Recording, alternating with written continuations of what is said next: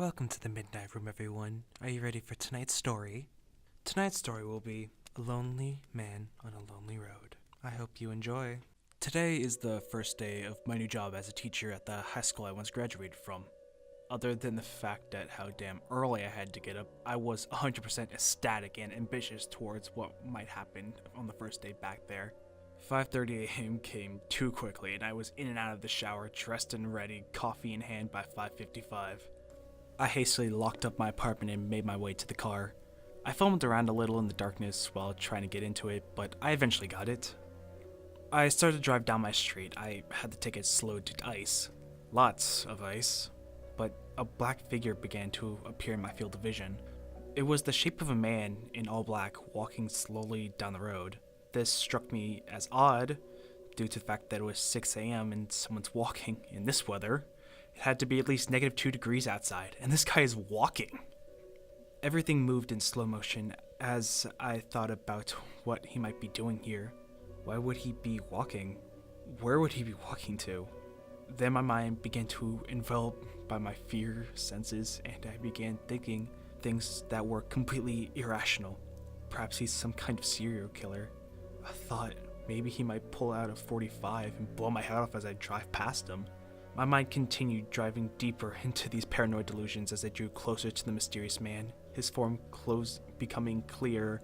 As I inched closer with my headlights, I could make out more of his form now.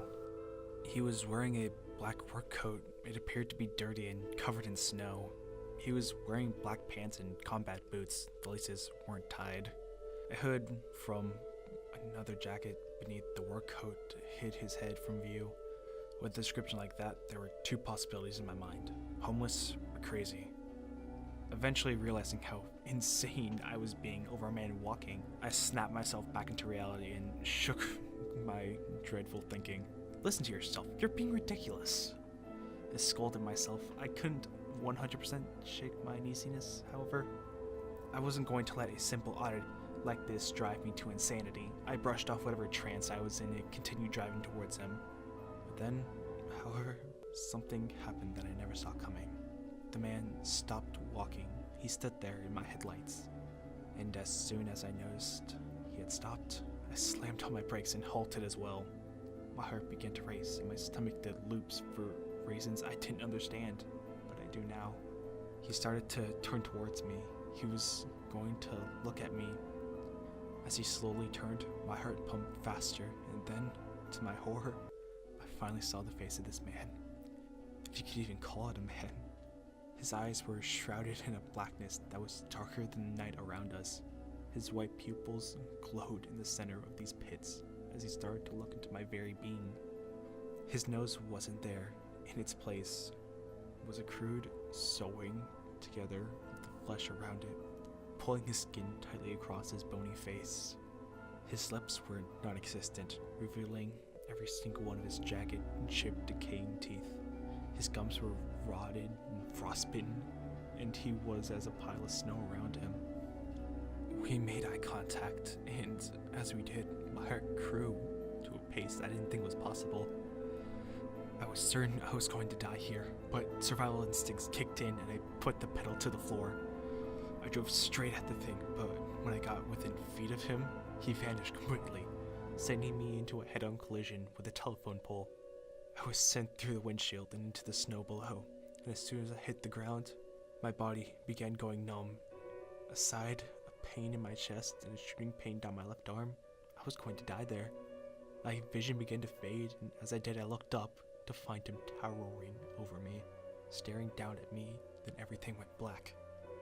I woke up in a hospital bed the next morning.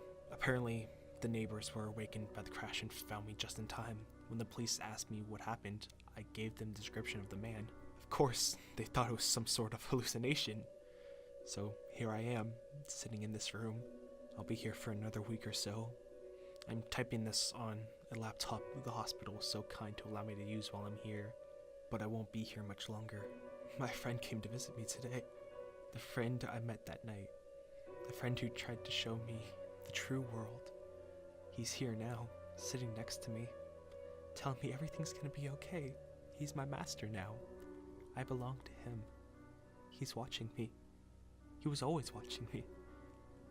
From the day I was born until the day I die. And he's watching you right now. I hope you enjoyed that story, my fellow nightmares. Remember, if you want to keep up to date on my videos and know when they come out, hit the subscribe button and hit the notification bell. Also, if you want to, you can follow me on Twitter to know about when videos are happening or when you have choices on what videos may come out. You guys can also like my Facebook page if that's your thing. Until next time, my fellow nightmares.